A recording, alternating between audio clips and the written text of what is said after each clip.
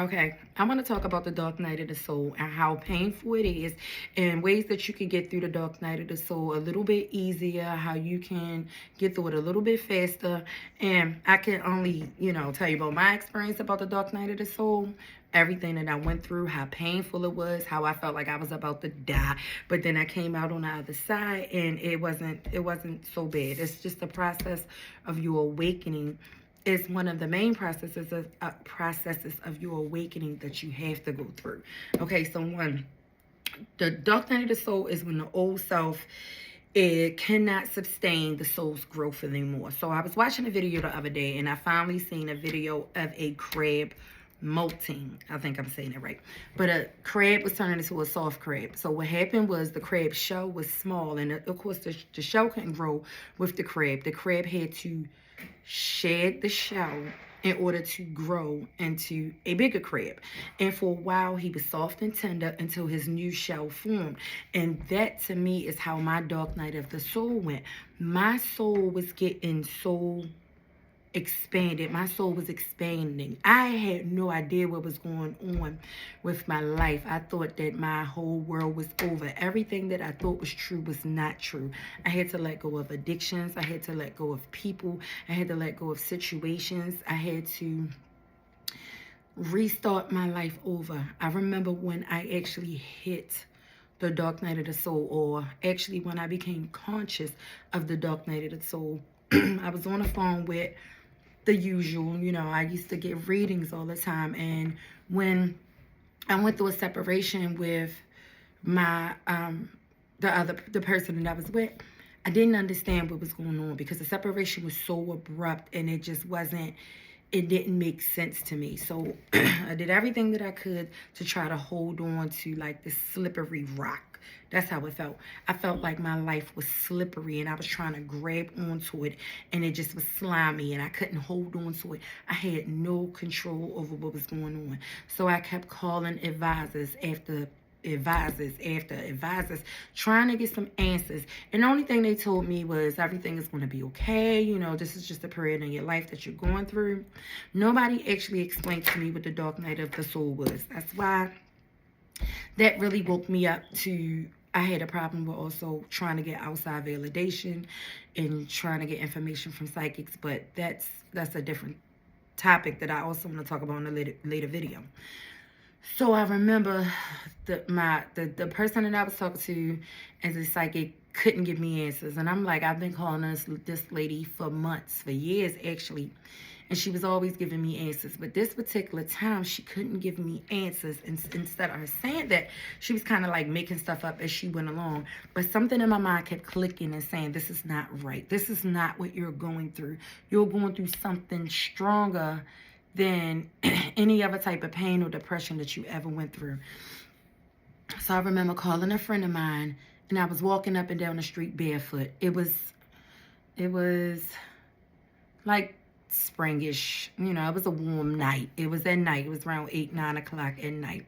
And it was kind of like a warm night. And I was walking up to like where my mailbox is, and maybe a couple feet, maybe a couple houses.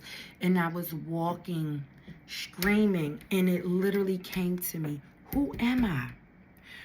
Who am I? And I'm asking my friend this, and she like, I don't know. I mean, what do you mean by this? Who?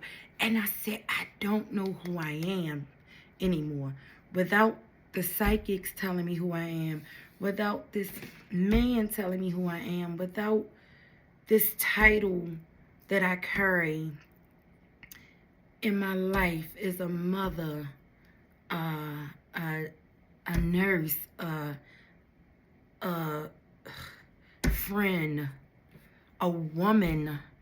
Who am I? It was like the inside soul of me was asking, who am I? The soft crab of me was asking, who am I? And I just so happened to be on the phone with my friend, and the way that I said it, it felt like my mind just spun around like I was on a psychedelic drug. That's how I felt. I felt like I was high. And just for like 20 minutes, I just was crying, and I said, I don't know who I am. I don't understand this. So then, after like a couple of minutes of crying and stuff, I calmed down and I said, for one, the first thing I have to cut off is getting the readings, because they are messing my head up way more than it needs to be. They don't have no answers. You need to eliminate them. Secondly, why am I holding on to a situation that's trying to let go of me? It wasn't the person, it was the energy that I carried that was trying to let go of me.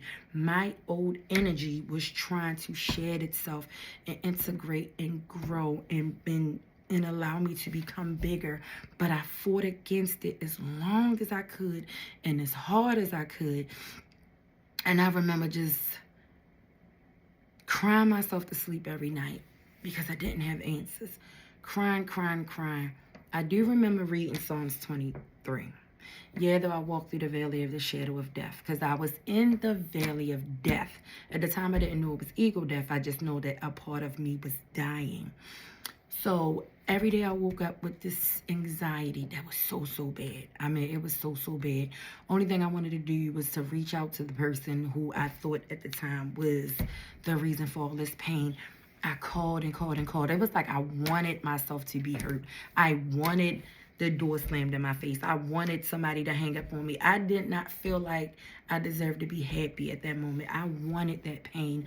For some reason, it's like I didn't want no more pain, but my body was like, nope, try this again. But the more I tried and the more I fought against the tide, it's like swimming upstream. I got tired. I'm talking about mentally tired, mentally drained, to the point where I just collapsed on my bed and my mind was spinning again. And then I started to ask myself this, because at the time, it was like none of my friends could understand this spiral that I was going through. Now, some of them tried, you know, I'm not going to lie. Some of them really tried to make me understand what I was going through. But they was trying to tell me what I was going through on a surface level of, okay, you're just going through a breakup, or you're going through the loss of something that you wanted so bad.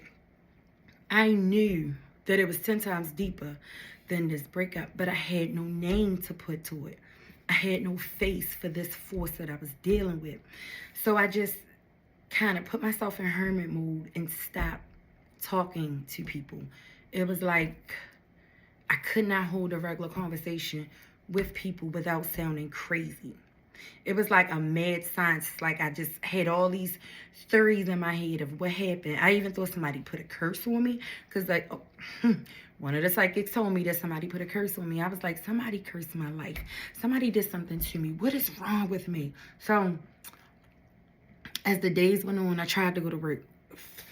I went to work, but my mind was spiraling so bad. You can feel it. It's like your heart pumps physically out of your chest when you're going through the dark night of the soul. When you're first unraveling. When you see those videos when it's like a whole bunch of noise going on and that person's ears is like chatter inside their head, like yeah. That's what was going on in my mind. I mean, people was talking to me, but in the inside, it was nothing but chatter. It was just so negative. It was like negativity after negativity after negativity was just telling me your life is over. You might as well just let it go. I mean, you're not worthy. Nobody wants you. It was your fault. The voice that played in my head over and over again was, it was your fault. During a dark night of the soul, my ego kept telling me it was my fault. It was something that I did or did not do enough of that caused this incident. So I kept trying to apologize to this person for something I did not do. Something I did not do. It was just God's way. God wanted it this way. I had to grow. But until I figured out what I was going through, I just had to go through this turmoil inside of my body. Okay, so after that, as the days went on, I kind of calmed down. And, you know, it calmed and it subsided. And one day I just remember walking in Walmart, and then I remember kind of like calling somebody, and I just was going over the situation. Now I'm kind of like 3 months in the dark night of the soul, and I'm replaying the situation, and I'm like, because this happened, and I said, it was just like my voice just said, stop. And I just was like, damn, just stop. And when I did that, a peace just went over me. It's like a calmness just said, just stop. Whatever you are trying to do is not working. Just stop and let go. That was actually the turning point in my journey when I just stopped. So I just wanted to tell you, if you're going through the dark night of the soul, you are not crazy. A lot of people that's going through the dark night don't even know that they're going through the dark night until you actually get out of it and get into another stage of your healing where you could think more clearer, you could think more straight, or you could kind of understand that you are on a spiritual journey. I went through, I think they said the 7 stages of a spiritual journey. I was like on stage number 4 before I even realized that, wow, this is what's happening to me. And before I can actually start to be thankful for the journey, it took me a long time. And I started to listen to a lot of, like church songs, and I started to start to Google my symptoms.